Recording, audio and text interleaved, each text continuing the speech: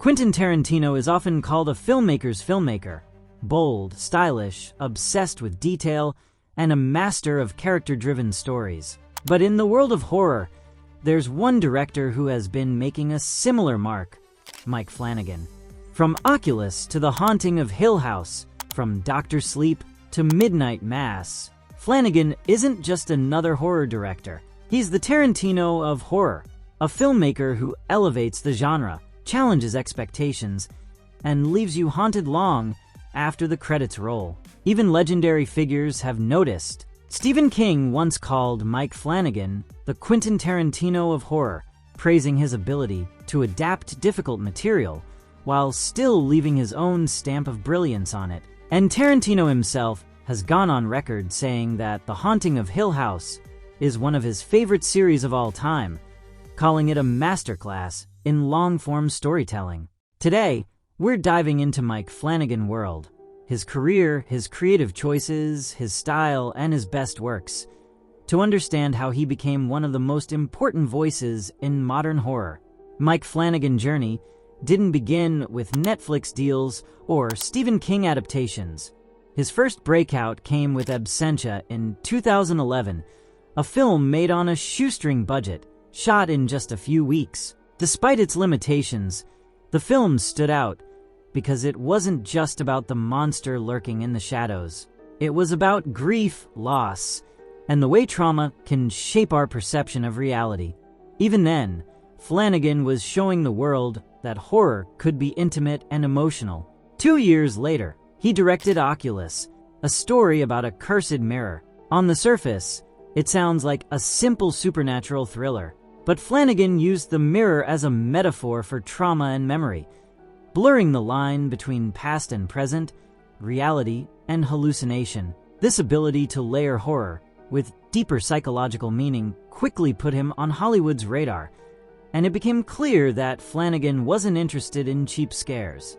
He wanted to tell stories that linger with you long after the lights come back on. What makes Flanagan stand out from most modern horror directors is his obsession with themes that touch something universal in all of us.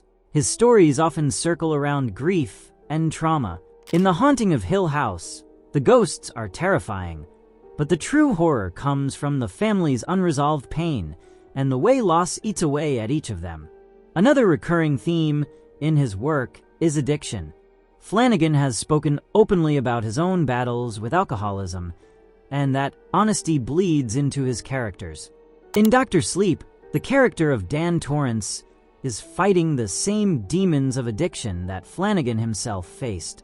And in Midnight Mass, Riley Flynn's journey is deeply tied to the director's own struggles and recovery. It makes his work feel deeply personal, as though he's exorcising his own demons through his characters. Faith and mortality are also central to his storytelling. Midnight Mass is the clearest example of this, a show that uses horror not just to terrify, but to question what it means to believe, to die, and to face the unknown. It's less about vampires and more about the human soul, about the stories we tell ourselves to make sense of death. These themes elevate his work beyond the typical genre, making it resonate on a profoundly human level. Flanagan's style as a director is instantly recognizable. He is a master of the slow burn, taking his time to build atmosphere and tension instead of relying on a constant barrage of jump scares. His horror creeps in quietly, and by the time it fully reveals itself, the audience is already deeply invested in the characters and their pain. One of the most striking elements of his work is his love for dialogue. While most horror avoids long conversations, Flanagan embraces them. His characters speak in long, emotional monologues, almost like stage actors, pouring their inner fears and philosophies out in haunting detail. Nell's heartbreaking revelation as the bent-neck lady in Hill House, or Father Paul's sermons in Midnight Mass, are some of the most unforgettable moments in modern horror television. Visually, Flanagan is just as daring. The famous one-shot episode in The Haunting of Hill House is a perfect example. He designed the entire episode to look like it was filmed in a single continuous take, moving seamlessly through time and space. It wasn't just a technical flex. It placed the audience inside the house with the characters, creating a feeling of being trapped alongside them. He also loves subtle background scares. In Hill House, ghosts are hidden in the frame, often unnoticed on the first watch. This gives his work a lingering sense of unease, as if the supernatural is always present, just beyond our awareness. Flanagan has built a remarkable filmography, but a few works stand above the rest. The Haunting of Hill House is often considered his masterpiece. It's not just a ghost story, it's a devastating exploration of family, loss, and the scars we carry. The series terrified audiences, while also moving them to tears, something very few horror shows have ever achieved. Dr. Sleep was another milestone. Imagine the pressure of creating a sequel to The Shining, one of the most beloved horror films of all time, and also honoring Stephen King's novel, which famously clashed with Kubrick's vision. Somehow, Flanagan managed to balance both. He paid tribute to Kubrick's iconic imagery, while also bringing King's themes of redemption and recovery to the forefront. The result was a film that satisfied both fans of Kubrick's masterpiece and King's original novel, something almost unthinkable before Flanagan attempted it.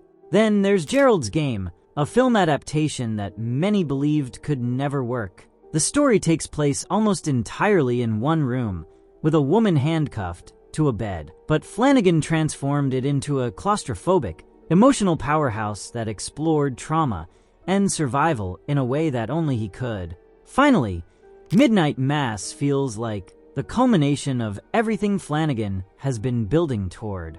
It's his most personal work, a story he had been writing for over a decade. It explores faith, addiction, death, and redemption in ways that feel raw and unflinching. It's horror, yes, but it's also a meditation on life itself.